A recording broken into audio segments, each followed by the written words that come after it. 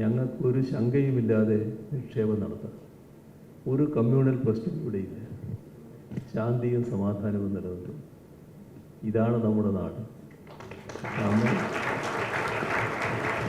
അപ്പം എനിക്ക് സാറിനോട് ചോദിക്കാൻ ആഗ്രഹമുള്ള ക്വസ്റ്റ്യൻ എന്താണെന്ന് വെച്ചാൽ, കേരളത്തിൻ്റെ മുഖ്യമന്ത്രി എന്ന നിലയിൽ വരും തലമുറ നേരിടുന്ന ഏത് തരത്തിലുള്ള വികസന പ്രശ്നത്തിലാണ് അങ്ങ് കൂടുതൽ ശ്രദ്ധ കൊടുക്കുന്നത്? നല്ല ചോദ്യമാണ്. ഇതിൽ നമ്മുടെ നാടിൻ്റെ എല്ലാ മേഖലയും കൂടുതൽ വികസിക്കുക എന്നത് തന്നെയാണ് നമ്മൾ കാണുന്നൊരു കാര്യം. അത് പൊതുവെ ജനങ്ങളുടെ ജീവന നിലവാരം മെച്ചപ്പെടുത്തുന്നതിന് വേണ്ടിയാണ്. ഇപ്പോൾ നിങ്ങളുടെ പഠനം കഴിഞ്ഞ് ഉന്നത വിദ്യാഭ്യാസം +1 +2 ആണല്ലോ നിങ്ങൾ പലരും. ഉന്നത വിദ്യാഭ്യാസ മേഖലയിൽ കടക്കുമ്പോൾ നമ്മുടെ സംസ്ഥാനത്ത് കൂടുതൽ നല്ല കോഴ്സുകൾ, നല്ല സ്ഥാപനങ്ങൾ ഉണ്ടാവുക എന്നത് ഏറ്റവും പ്രധാനമാണ്. അപ്പോൾ കേരളത്തിൻ്റെ ഉന്നത വിദ്യാഭ്യാസ മേഖല വലിയ തോതിൽ ശാക്തീകരിക്കാനുള്ള പ്രവർത്തനങ്ങളാണ് നമ്മളിപ്പോൾ ലക്ഷ്യമിട്ടിട്ടുള്ളത്. നല്ല രീതിയിൽ ആ പ്രവർത്തനങ്ങൾ നമുക്ക് പ്രാവർത്തികമാക്കാൻ കഴിഞ്ഞിട്ടുണ്ട്. അതിൻ്റെ ഭാഗമായി നമ്മുടെ യൂണിവേഴ്സിറ്റികൾ, രാജ്യത്തെ യൂണിവേഴ്സിറ്റികളുടെ കൂട്ടത്തിൽ നല്ല അംഗീകാരം നേടുന്ന അവസ്ഥയിലേക്ക് എത്തിയിട്ടുണ്ട്. അതിൻ്റെ ഭാഗമായി A++ നേടിയ യൂണിവേഴ്സിറ്റികൾ നമുക്ക് ഉണ്ടായിട്ടുണ്ട്. കോളേജുകൾ ആദ്യത്തെ 100-ൽ വലിയ തോതിൽ നമുക്ക് സ്ഥാനം പിടിക്കാൻ കഴിഞ്ഞിട്ടുണ്ട്.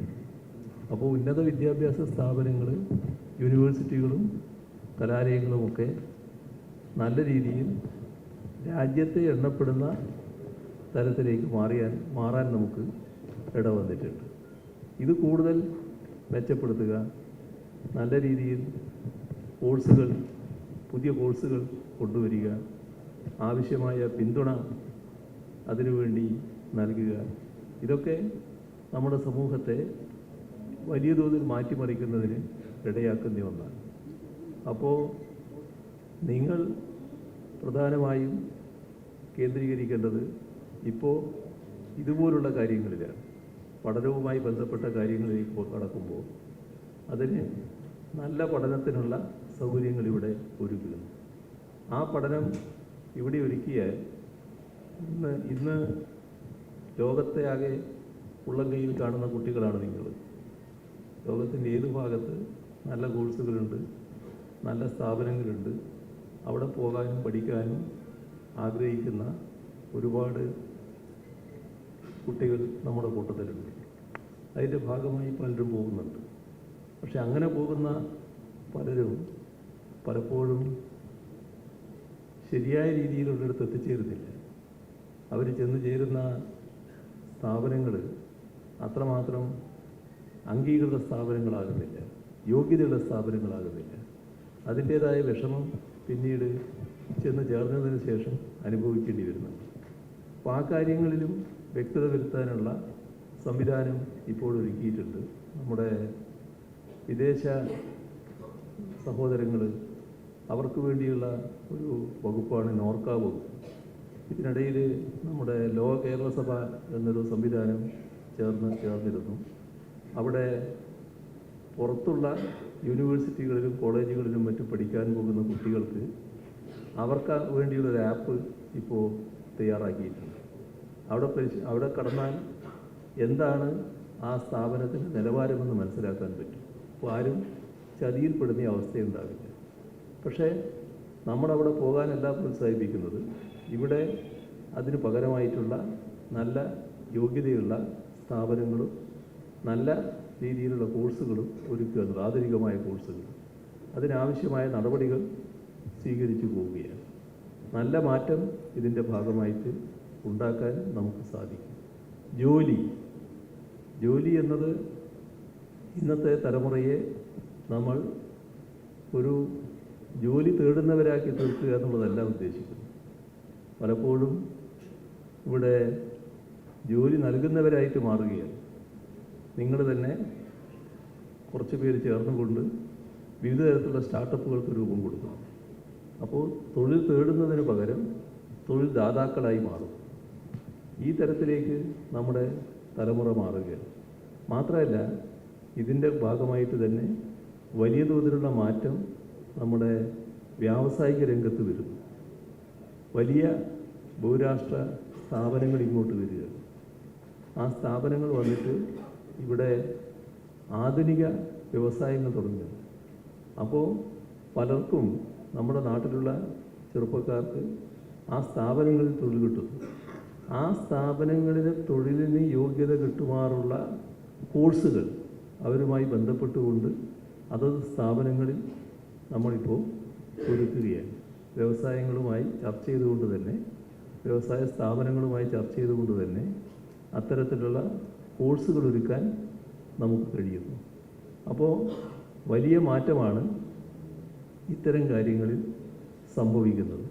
അങ്ങനെയുള്ള മാറ്റം പുതിയ കാലത്ത് ഇവിടെ തന്നെ നല്ല രീതിയിൽ തൊഴിൽ ലഭിക്കുന്നതിനിടയാകും. ഇതിനെല്ലാം പറ്റിയ ഒരു അന്തരീക്ഷം കേരളത്തിലുണ്ടെന്ന് നമ്മൾ കാണുന്നു. ഞാൻ കഴിഞ്ഞ ദിവസം അസംബ്ലിയിൽ പറഞ്ഞ ഒരു കാര്യം നിങ്ങളെ ശ്രദ്ധയിൽ പിടിപ്പെടുത്താം. നമ്മുടെ വ്യവസായ മന്ത്രി ഒരു വ്യവസായ ഗ്രൂപ്പിൻ്റെ പ്രധാനികളെയും കൂട്ടി എന്നെ കാണാൻ വന്നു. അപ്പോൾ അവരൊരു വ്യവസായ സ്ഥാപനം തുടങ്ങാനാണ് ഉദ്ദേശിക്കുന്നത് കേരളത്തിൽ. അപ്പോൾ വന്നവർ ആ സ്ഥാപനത്തെ പറ്റി വിശദീകരിക്കുകയാണ്. ആ സ്ഥാപനം എത്രയാണ് മുടക്കം വന്നിരുന്നറിയാം? 3 ലക്ഷം കോടിയിൽ പരം രൂപയാണ്. 3 ലക്ഷം കോടിയിൽ പരം രൂപയുടെ ഒരു സ്ഥാപനം കേരളത്തിൽ വരിക എന്ന് പറയുന്നത് അത് ഭയങ്കര ആശ്ചര്യമുള്ള കാര്യമാണ്. ഞാൻ സ്വാഭാവികമായിട്ട് അവരോട് ചോദിച്ചു, നിങ്ങളെന്താണ് കേരളത്തിലേക്ക് വരാൻ കാരണം, ഇങ്ങനെ വരണം തോന്നാൻ എന്താണ് കാരണം? അപ്പോൾ അവർ പറയാണ്, ഇവിടെ നല്ല നിലയിലുള്ള സമാധാനം നിലനിൽക്കുകയാണ്. ഞങ്ങൾക്കൊരു ശങ്കയുമില്ലാതെ നിക്ഷേപം നടത്താം. ഒരു കമ്മ്യൂണൽ പ്രശ്നം ഇവിടെയില്ല. ശാന്തിയും സമാധാനവും നിലനിൽക്കും. ഇതാണ് നമ്മുടെ നാട്.